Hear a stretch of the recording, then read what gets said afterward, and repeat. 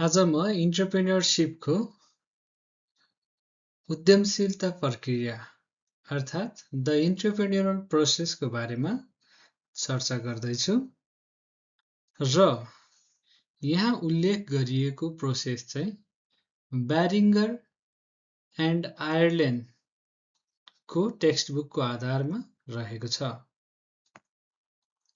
इन्टरप्रेन्योरियल process अर्थात् उद्यमशीलता प्रक्रिया भन्नाले एउटा इन्टरप्रेन्योर्स फर्म स्थापना गर्नको लागि र त्यसलाई सञ्चालन गर्नको लागि के कस्ता कामहरू गर्दछ, के कस्ता प्रक्रियाहरूबाट गुज्रिन्छ त्यसलाई जनाउँदछ र हाम्रो टेक्स्टबुक ब्यारिङ्गर एन्ड आयरल्यान्डको टेक्स्टबुकमा आधारित रहेर मैले यो चारवटा पोइन्ट्सलाई डिस्कस गर्दैछु। पहिलो पोइन्ट्स रहेको छ deciding to become an entrepreneur अर्थात् उद्यमी बन्ने निर्णय।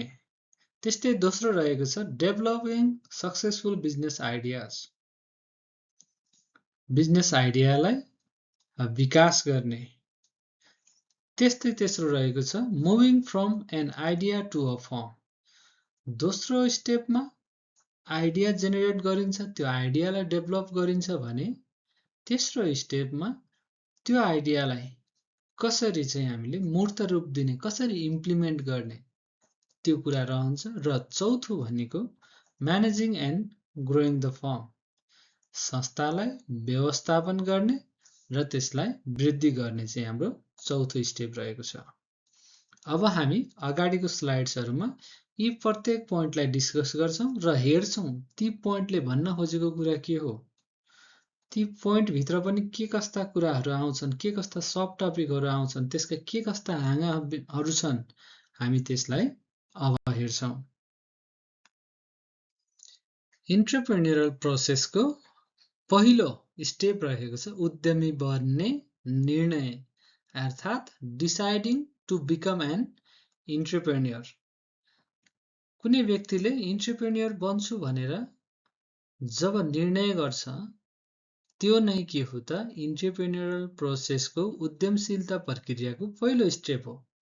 जीवनमा आइपर्ने विभिन्न घटनाक्रमले व्यक्तिलाई इन्टरप्रेन्योरसिप फर्म खोल्छु भन्ने निर्णय गर्न मद्दत गर्दछ।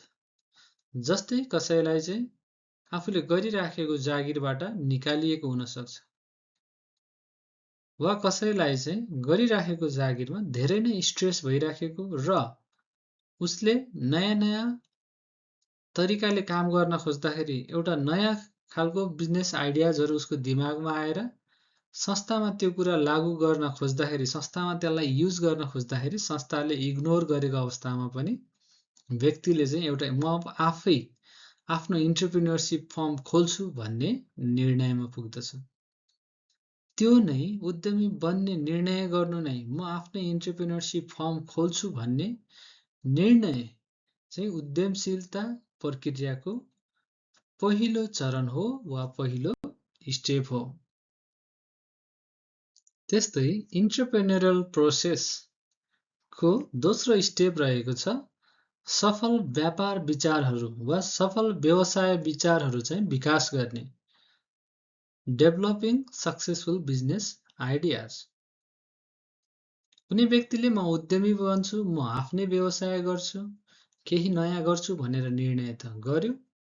अब त्यस पछाडि उसले के कुरामा, कुन क्षेत्रमा व्यवसाय गर्न सकिन्छ, मार्केटमा कुन कुरामा अपर्च्युनिटी छ भनेर कुनै एउटा उद्यमशीलतासँग सम्बन्धित आइडियालाई क्रिएट गर्ने, त्यसलाई विकास गर्ने कुराहरू चाहिँ developing successful business ideas step अन्तर्गत पर्दछ। यसमा 5 वटा कुराहरू आउँछन्। पहिलो रहेको छ अपर्च्युनिटी रिकग्निसन अर्थात् अवसरको पहिचान। मार्केटमा के ग्याप छ त, अहिले भइराखेको वस्तु तथा सेवाले कस्टमर्सको कुन आवश्यकतालाई, कुन निड्सलाई पूरा गरेको छैन वा कस्टमर्सको सल्भ नभएको प्रब्लमहरू के छ वा अहिले मार्केटमा कुन ट्रेन्ड आइरहेको छ, कुन नयाँ कुराहरू आइराखेको छ, त्यसको आधारमा एउटा एन्टरप्रेन्योर बन्ने निर्णय गरिसकेको व्यक्तिले बजारमा रहेको अवसरको पहिचान गर्दछ। त्यस्तै उसले अवसरको पहिचान गरिसके पछाडि त्यो अवसर साँच्चीकै अचिभेबल छ कि छैन, त्यसलाई हामीले व्यवहारमा उतार्न सक्छौँ कि सक्दैनौँ, अर्थात् त्यो फिजिबल छ कि छैन, टेक्निकल्ली, फाइनान्सियल्ली, कमर्सियल्ली। जस्तै त्यो वस्तु तथा सेवा उत्पादन गर्न सम्भव छ कि छैन, टेक्निकल्ली कुरा हेर्छौँ, फाइनान्सियल्ली हामीले त्यति लगानी जुटाउन सक्छौँ कि सक्दैनौँ भन्ने कुरा, त्यस्तै कमर्सियल्ली त्यो व्यापार हुन्छ वा हुँदैन भन्ने डाउट पनि क्लियर गर्नको लागि चाहिँ हामीले फिजिबिलिटी एनालिसिस गर्दछौँ। सफल व्यवसायको विचारहरूलाई विकास गर्ने क्रममा नै हामीले फिजिबिलिटी एनालिसिस गरिसके पछाडि अब के गर्छौँ? The development of an effective business model.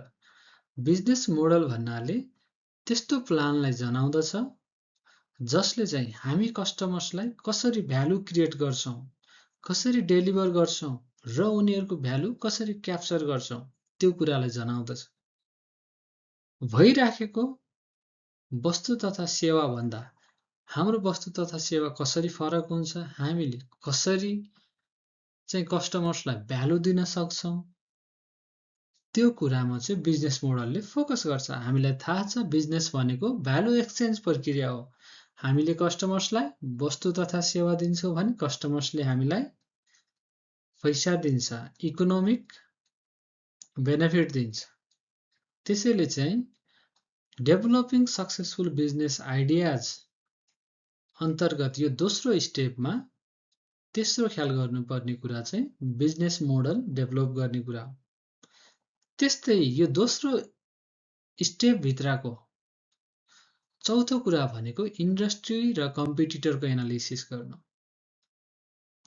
हामी जुन व्यवसायमा लाग्न गइराखेका छौँ, जुन इन्डस्ट्रीमा आफ्नो फर्म सञ्चालन गर्ने विचार गरिराखेका छौँ, ती खालका उद्योगहरूले, ती खालका इन्डस्ट्रीले राम्रो पर्फर्मेन्स गरिराखेको छ कि छैन। त्यस्तै हामीले प्रतिस्पर्धा गर्ने अन्य कम्पिटिटर प्रतिस्पर्धीको अवस्था कस्तो छ, उनीहरू धेरै नै शक्तिशाली छन् कि वा उनीहरूमा के समस्या छ जसको जुन कमजोरीलाई चाहिँ हाम्रो वस्तु तथा सेवाले पूरा गर्न सक्छ। ती खालको कुराहरू पनि के गरिन्छ, एनालाइज गरिन्छ। र यी सम्पूर्ण चारवटा पोइन्ट्सलाई केलाइसके पछाडि चाहिँ अब हामी बिजनेस प्लान लेख्छौँ।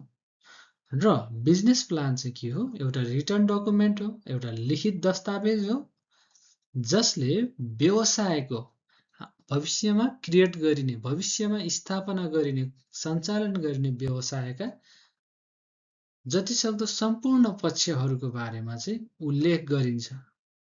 कसरी चाहिँ हामीले के वस्तु तथा सेवा उत्पादन गर्ने, कसरी उत्पादन गर्ने, कसरी मार्केटिङ गर्ने, हामीले कहाँबाट फन्ड ल्याउँछौँ, कहाँबाट लगानी ल्याउँछौँ, हामीले कति आम्दानी गर्नेछौँ, कति खर्च हुनेछ, कति नाफा कमाउनेछौँ भन्ने खालको एउटा अनुमानित विवरण पनि बिजनेस प्लानमा इन्क्लुड हुन्छ। र बिजनेस प्लानको मुख्य प्रायोजन भनेको हामीले स्थापना गर्न चाहेको फर्मको लागि चाहिने रकम जुटाउनको लागि हामीले इन्भेस्टर्सहरूलाई, साथसाथै यदि ऋण लिनुपर्ने छ भने ब्याङ्कहरूमा पनि आफ्नो बिजनेस प्लान बुझाउँछौँ। र त्यो बिजनेस प्लान कतिको राम्रो छ वा नराम्रो छ, कतिको अचिभेबल छ, त्यसको आधारमा व्यवसायमा ब्याङ्क तथा अन्य व्यक्तिहरूले ऋण लगानी वा इन्भेस्टमेन्ट चाहिँ गर्दछ। एउटा बिजनेस आइडियाजलाई विकास गरिसके पछाडि, त्यसलाई डेभलप गरिसके पछाडि अब हामी तेस्रो स्टेपमा चाहिँ त्यो आइडियालाई कसरी उद्यमशीलता फर्ममा परिणत गर्ने, ट्रान्सफर्म गर्ने, त्यो प्रक्रियालाई बुझ्छौँ। अब यो स्टेजमा आएर हामी के गर्छौँ? कस्तो खालको फर्म खोल्ने हो, फर्मलाई चाहिँ कानुनी रूपमा नै स्थापना गर्छौँ। र फर्म कानुनी रूपमा वैधानिक हुनुको साथसाथै इथिकल रूपमा नैतिक रूपमा पनि समाजले राष्ट्रले स्वीकार्नुपर्ने खालको हुनुपर्दछ र त्यसैले यो तेस्रो स्टेपमा हामी के गर्छौं कस्तो खालको इन्टरप्रेन्योरशिप फर्म खोल्ने व्यक्तिगत खोल्ने हो कि पार्टनरशिप खोल्ने हो कि कम्पनीको रूपमा खोल्ने हो कि त्यो कुराको पनि डिसाइड गर्छौं र साथसाथै हामीले स्थापना गर्न चाहेको फर्ममा चाहिने आवश्यक पर्ने इम्पोर्टेन्ट महत्त्वपूर्ण ह्युमन रिसोर्सेसको पनि मुख्य टिम मेम्बरहरूलाई चाहिँ रिक्रुट गर्छौं उनीहरूलाई सिलेक्ट गर्छौं र एउटा संस्था चलाउनको लागि हामीले स्थापना गर्न चाहेको इन्टरप्रेन्योरशिप फर्म चलाउनको लागि चाहिँ एउटा बलियो टिम बनाउँछौं र त्यो सँगसँगै हामीले के पनि गर्छौं एउटा व्यवसाय चलाउनको लागि त्यो स्थापना गर्नको लागि धेरै किसिमका खर्चहरू हुन्छ अर्थात् वित्तीय स्रोत चाहिन्छ फाइनान्शियल रिसोर्स चाहिन्छ र त्यो आवश्यक फाइनान्शियल रिसोर्सको पनि हामी व्यवस्था गर्छौं फाइनान्शियल रिसोर्स मुख्यतया शेयर क्यापिटल वा डेब्टको माध्यममा हामी उठाउँछौं र जसले चाहिँ नाफा कमाउने गरी इन्भेस्ट गर्छ उनीहरू चाहिँ संस्थाको शेयर होल्डर वा ओनर हुन्छन् भने जसले चाहिँ ब्याज खाने गरेर इन्ट्रेस्ट लिने गरेर संस्थालाई पैसा उपलब्ध गराउँछ भने उनीहरू चाहिँ के हुन्छन् त संस्थाको लागि साहु हुन्छन् उनीहरूलाई चाहिँ संस्थाले इन्ट्रेस्ट तिर्दछ